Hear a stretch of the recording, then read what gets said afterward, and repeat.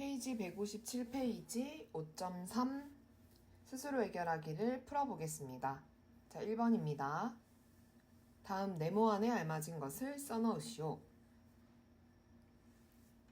한 평면에서 두 직선의 위치 관계는 한 점에서 만난다. 그리고 일치한다. 또 무엇이 있죠? 한 평면에서는 평행할 수 있습니다. 그래서 평행한다. 이렇게 쓰면 되겠죠? 두 번째는 공간에서 두 직선의 위치 관계를 우리가 생각해보면 한 점에서 만난다, 평행한다, 일치한다. 요거 방금 1번에서 했던 내용이죠. 자, 즉 우리가 한 평면에서 일어날 수 있는 두 직선의 위치 관계를 포함하고 있다는 점입니다. 이 세 가지 이외에 아주 독특한 한 가지가 있었는데 만나지도 않고 평행하지도 않는다라는 뜻을 가진 무엇이 있죠? 맞아요. 꼬인 위치에 있다라는 거예요.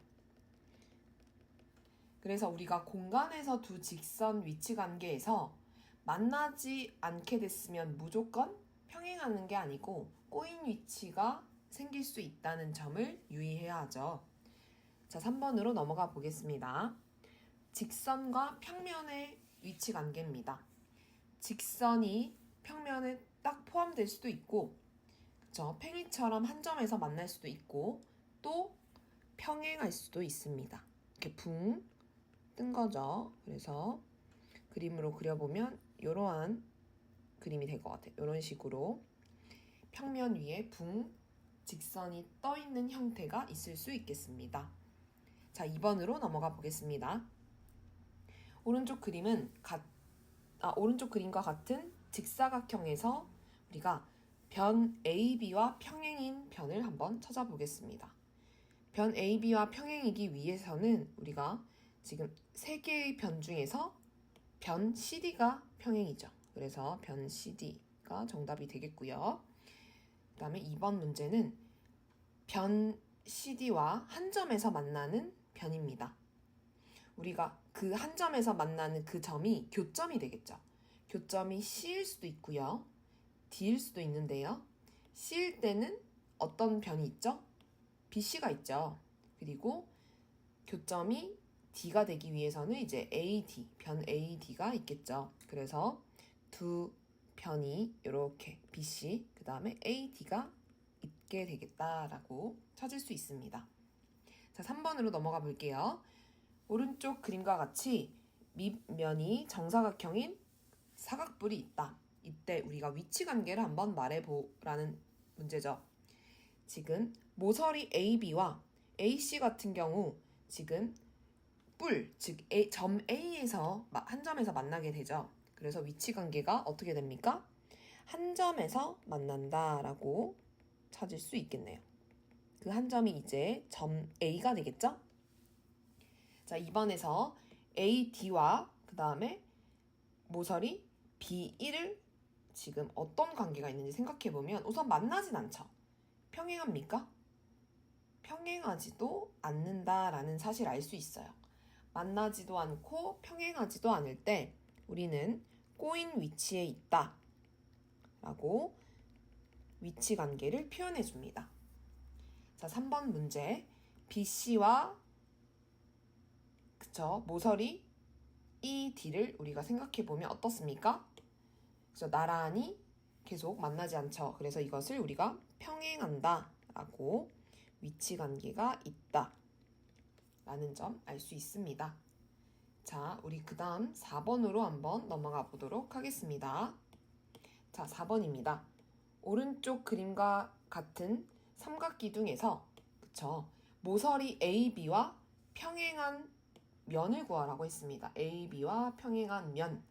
그러면 그 면은 지금 선분 AB와 만나지 않는 면을 생각해야 되죠.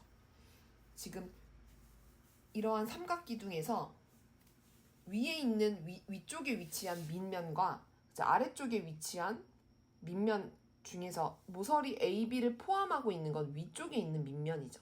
그래서 이쪽을 제외하고요. 그 다음에 역시나 면 AB, ED 이쪽 면도 제외를 해야 되겠죠. 그리고 또한 그쵸? 지금 한 점에서 만나는 그쵸? 옆면에 해당하는 ADFC와 그 다음에 BEFC를 우리가 제외해야 된다라는 점을 알 수 있어요. 그래서 평행한 면은 뭐가 됩니까?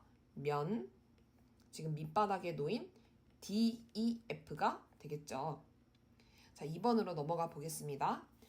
모서리 BC를 교선으로 하는 두 면입니다. 자, 모서리 BC를 우선 포함하고 있는 면이 뭐가 있죠, 여러분? 지금 이렇게 앞쪽에 나와 있는 이쪽, 그쵸? 면 BEFC와 그 다음에 ABC, 면 ABC가 이렇게 있죠. 이 두 면은 지금 교선 BC를 그쵸 공통으로 갖고 있죠.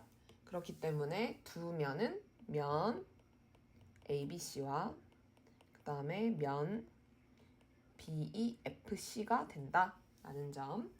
3번 넘어가 볼게요. 자, 면 ADFC 오른쪽 뒤쪽에 놓여진 면이네요. 자, 여기 그린 거 좀 지우고요. 이쪽 오른쪽 뒤편에 놓여진 이쪽 면과 수직인 모서리를 찾으라고 했습니다. 자, 수직인 모서리는 한 점에서 만나지만 우리가 그 면과 그 다음에 만나는 그 모서리 사이에 지금 각도가 90도가 되는 거죠. 자, 다시 설명을 해볼게요. 면이 이렇게 있을 때 우리가 수직이 된다라는 점은 그쵸? 지금 교점이 하나 존재하죠. 이 점을 지나는 어떠한 선을 긋더라도 우리가 바로 이 모서리 이것과 수직으로 만날 때 우리는 바로 면과 이러한 직선이 수직이다 라고 얘기를 합니다. 자, 그래서 지금 오른쪽 뒤편에 놓인 면과 수직인 모서리를 생각해 보면 모서리 AB가 있겠죠. 지금 자, 여기 직각 표시 보입니까, 여러분? 지금 모서리 AB와 뒤쪽에 놓여진 AD, FC가 수직으로 만난다라는 걸 알 수 있어요. 그리고 아래쪽에 위치한 모서리 ED도 마찬가지죠. 그래서 적어주면 모서리 AB와 모서리 무엇? ED가 면 ADFC와 수직으로 만난다라는 것을 알 수 있습니다. 자, 5번으로 넘어가 보겠습니다. 자, 5번 오른쪽 그림과 같은 직육면체에서 다음 세 조건을 만족시키는 모서리를 구하는 문제입니다. 자, 세 가지 조건을 모두 읽어서 우리가 고려를 다 해줘야 되는데 첫 번째, 모서리 AB와 꼬인 위치에 있다고 합니다. 우선은 모서리 AB와 꼬인 위치에 있는 그쵸? 좀 진한 걸로 표시를 해볼게요. AB와 지금 모서리 AB와 꼬인 위치에 있는 모서리를 한번 표시해 볼게요. 뭐가 있죠? 지금 만나지도 않고 평행하지도 않는 것을 우리가 제외시킨다면 지금 모서리 EH와 모서리 FG가 있을 수 있겠고요. 그리고 모서리 CG도 있죠. 그리고 모서리 DH도 이렇게 있습니다. 이렇게 AB와 만나지도 않고 평행하지도 않는 4개의 모서리를 찾을 수 있죠. 자, 이 중 면 ABCD, 그러니까 즉 윗면과 만나지 않는 거를 생각해보면 이 4개 중에서 뭐가 지어지죠? 모서리 CG 사라지고요. 그쵸? 모서리 DH 역시 사라집니다. 지금 4개의 후보들 중에서 2개가 남았죠. 자, 요거를 우리가 그림으로 나타내었는데 한번 쌤이 적어볼게요. 자, 우선은 첫 번째 기준을 만족하는 4개의 모서리를 한번 적어보면요. 모서리 FG, 그 다음에 모서리 EH, 그 다음에 모서리 CG, 그 다음에 모서리 DH가 있고요. 이 중에서 무엇만 됩니까? 그쵸? 지금 앞에 2개만 면 ABCD와 만나지 않죠. 요렇게 얘네들은 이제 넘어오면서 이제 사라진 거죠. 그 다음에 모서리 E와 만나지 않는 거. E와 만나지 않으려면 지금 이 2개의 모서리 중에서 뭐만 살아남는다? 바로 모서리 FG만 이렇게 살아남는다라는 걸 알 수 있어요. 그쵸? 따라서 정답은 무엇이 됩니까? 모서리 FG가 정답이 된다. 라는 걸 알 수 있어요. 자, 6번으로 넘어가 보겠습니다. 오른쪽 그림은 직육면체를 세 꼭지점 ACF를 지나는 평면으로 자르고 남은 입체 도형이다.